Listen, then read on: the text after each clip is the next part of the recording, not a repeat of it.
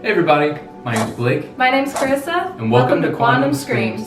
Today marks the first time we're going to dive into the Are You Afraid of the Dark series. Let's see if it's as scary as we remember it to be. Are You Afraid of the Dark was a children's horror anthology show that was created by Youth Television, or YTV. YTV was launched in 1988 as one of the first youth-focused networks in Canada. Are You Afraid of the Dark actually aired in the United States on the Nickelodeon channel on Halloween 1991.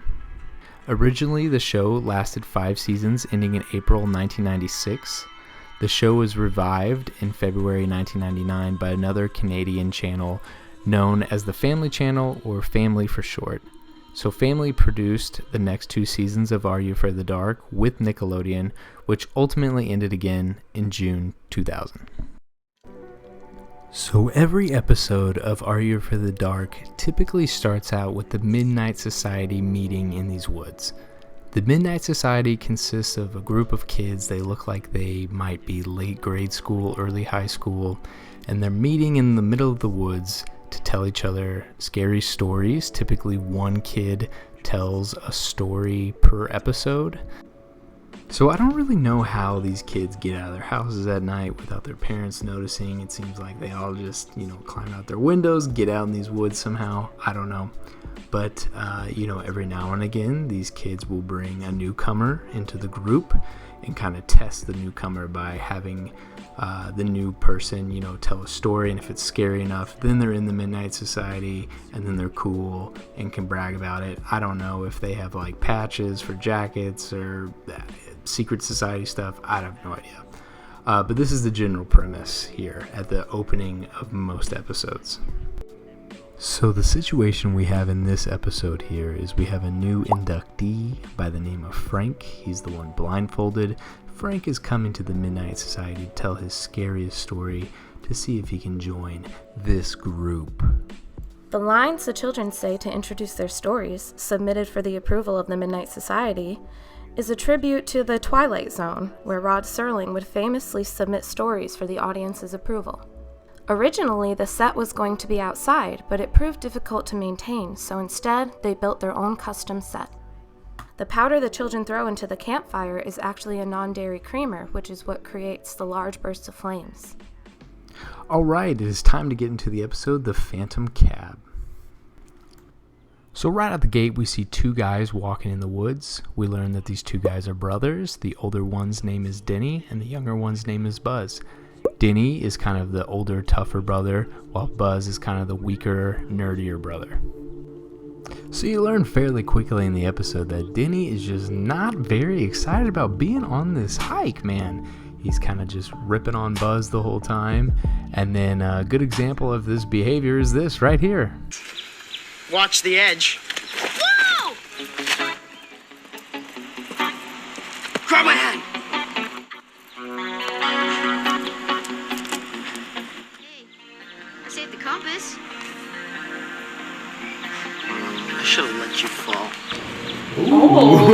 This is the first example of a trope that appears a lot in this series, the big brother bully, where an older brother is an absolute dick to their younger sibling, mostly without provocation. Another trope at play here is the sibling yin-yang, when sibling characters are total opposites. Denny is blonde, older, tough, and kind of a dumbass. Buzz is brunette, younger, more gentle, and, as they establish, somewhat of a nerd. This trope also goes with their line delivery. Denny always sounds like he's ready to fight anybody he talks to, whereas Buzz has zero emotion. After their laminated map somehow got ruined by spilling water on it, and the compass stopped working due to something with magnets, the 2 brothers are wandering throughout the woods totally lost. They're cold, it's nighttime, Denny never wears sleeves because he's too cool for them. And who should show up in the darkness to help out these 2 lost children than a really creepy dude named Flynn. Hello. What have we here? I'm Buzz, and this is Denny. We got lost and we can't find the trail back to town. Easy, Toad. You're not a ranger, are you? Ranger? No, not me. I'm a traveler, same as you. Flynn's the name. So Flynn tells our protagonist that he's also lost in the woods, but not really. Flynn's saying some weird things, but he does tell Denny and Buzz that he can take them to a guy that he knows that lives in the woods, and this man will help them get out of the woods for good. Yeah, Flynn's also saying some weird stuff like this. As you'll see. By the way, how are you guys at solving riddles? Riddles? Why? Just asking. Just asking. Just asking. Just asking. Just asking. Just asking. Oh, thank God. I thought he was up to something. Apparently he's just asking. Flynn finally leads Denny and Buzz to this mysterious cabin in the woods where there's this man that's going to help them get out of the woods somehow. Upon arriving, Flynn explains to Denny and Buzz that make sure you're aware of what you're getting into here with this guy in this cabin. Flynn basically explains, hey, this guy charges a heavy price for whatever service it is to get out of the woods. And then somehow Flynn fades off into nothing. As the boys are going into the cabin, they start hearing some weird sounds like this.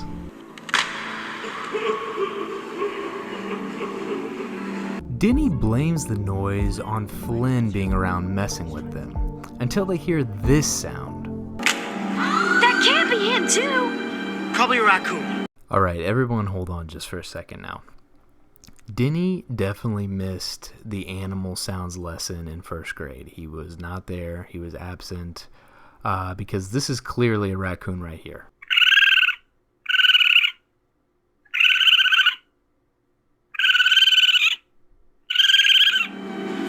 That's no raccoon! Oh, thank God. Okay, Buzz did not miss the first grade animal sounds lesson. He is correct. That is not a raccoon.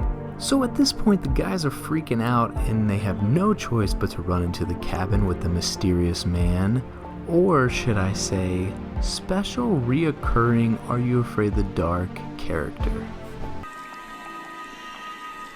I don't suppose either of you are any good at riddles?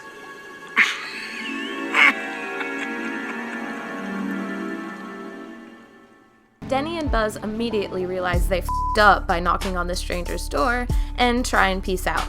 But the stranger gets behind them and basically pushes them inside, while the boys try not to focus on how bad he probably smells. Upon entering the cabin, the two boys realize that this stranger is less of a doctor and more of a raving mad scientist, as made evident by the mandatory shots of bubbling beakers and various experiments. Vink's the name, Dr. Vink. Dr. Fink? Vink, with a v. Who wants tea? This is the first appearance of Dr. Vink, a reoccurring character featured in a lot of Frank's other stories.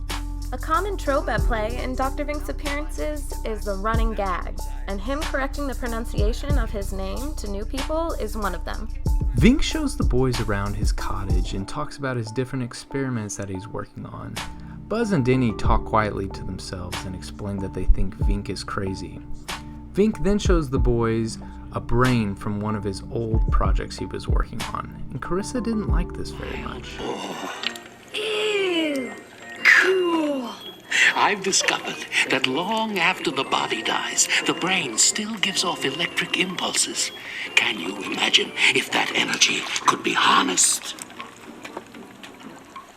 And I am not a nutbag. Ignoring Denny's plea to call their parents, Vink, in a callback to Flynn, asks the boys how good they are at riddles. Buzz solves a quick one from Dr. Vink. Denny, having had enough of this heads towards the phone where Vink, in true serial killer fashion, holds up a pair of clippers to the phone wire and explains the rules of the game to the boys. Here's the deal. I ask you a riddle, and if you solve it, you can call your parents. And if we don't solve it? Then you leave. The boys agree to play Vink's game because what other choice do they have? Vink's actor shows off his best prop work while asking the boys the riddle. What is it that has no weight, can be seen by the naked eye, and if you put it in a barrel, it would make the barrel lighter? The boys fail to answer the riddle correctly, and Vink responds with this. Goodbye.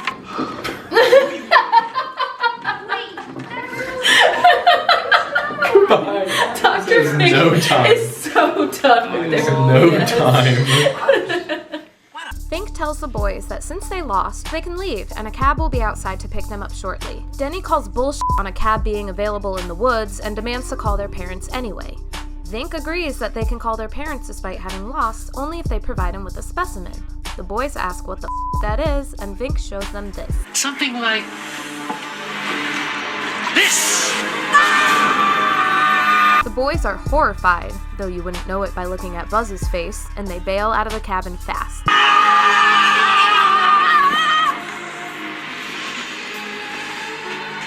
Goodbye. For now. The boys jet out of Vink's place and back into the woods, rightfully so after seeing a severed hand. The boys are back at square one again, still lost in the woods and not knowing what to do, when all of a sudden, they see this. No way. He wasn't lying. It's a taxi cab. Yeah, no shit, Buzz.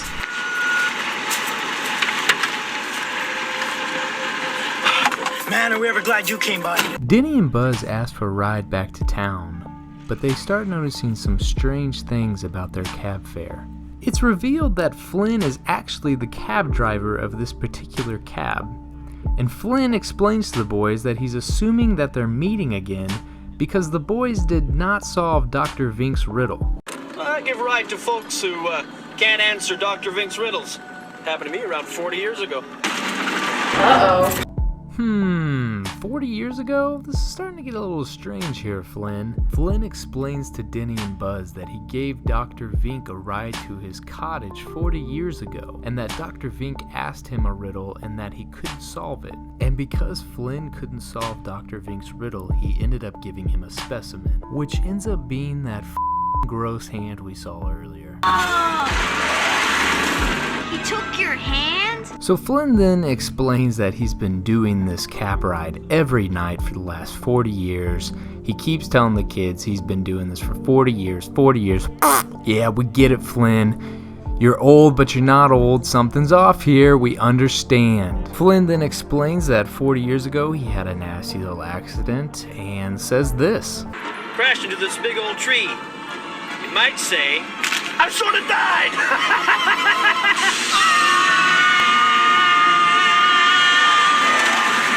Flynn explains to Denny and Buzz that he wrecks the same exact way every night, night after night, and the only way to break the curse is to solve Dr. Vink's original riddle. As Denny and Buzz panic and argue, Flynn keeps saying shit like this. Oh, well, wait till you see the accident we're gonna have. Oh, it's gonna be a real doozy. Denny and Buzz frantically try to solve Dr. Vink's riddle about the barrel as Flynn drives to the same tree that he wrecks into every night. Right before everyone crashes into the tree and dies, Buzz solves the riddle.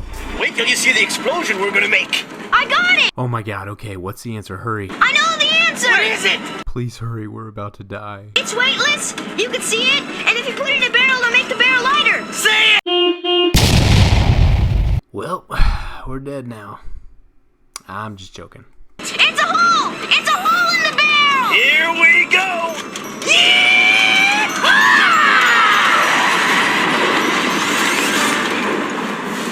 So Buzz successfully answers Dr. Vink's riddle, which breaks Flynn's curse, and no wreck happens, and everybody's okay. We broke the curse! We're saved! No homo. Aw, man, not again! Our story here ends with a park ranger picking up Denny and Buzz and explaining to them that everyone's been looking for them. Come on, get in.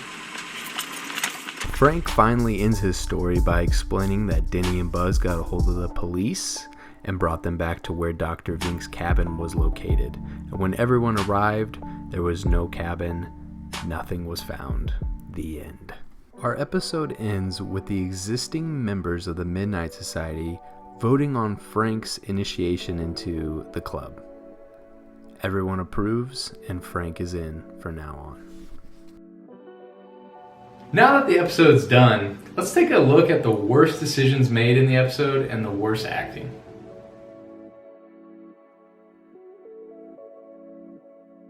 To be fair, I understand that we're working with children that are actors and actresses here. But Buzz's face in this scene just looks like it has no emotion. He just saw a severed hand. You think he would be scared shitless, but he kind of just looks like he had Botox done and then saw something scary. No emotion, nothing with the eyebrows here, nothing.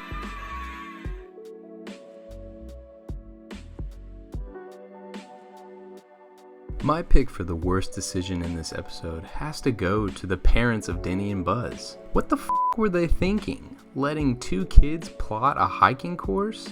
I understand that Denny is older, but also Buzz is the one with the compass and the map. Like, what the f*** is your plan here? Of course they got lost. Of course they ran into a ghost. If their parents weren't so irresponsible, they wouldn't have broke the curse though. My pick for worst decision would be when Buzz and Denny kept following Flynn into the woods. Being lost in the woods as kids isn't fun, but what also isn't fun is following a really creepy dude who can't give you a straight answer. Alright, that wraps up the first episode of Season 1 of Are You Afraid of the Dark? I'd give it, what do you think? 6.5? 6.5. We'll give it a 6.5 out of 10. Some of the acting was questionable, but overall, a pretty good story to start off the series. It was a little rough. Thanks for joining us on our first review here. We had a good time sharing this with all of you, and I hope you stick around for the rest of the season. We declare this review of Are You Afraid of the Dark closed. Take care. Goodbye.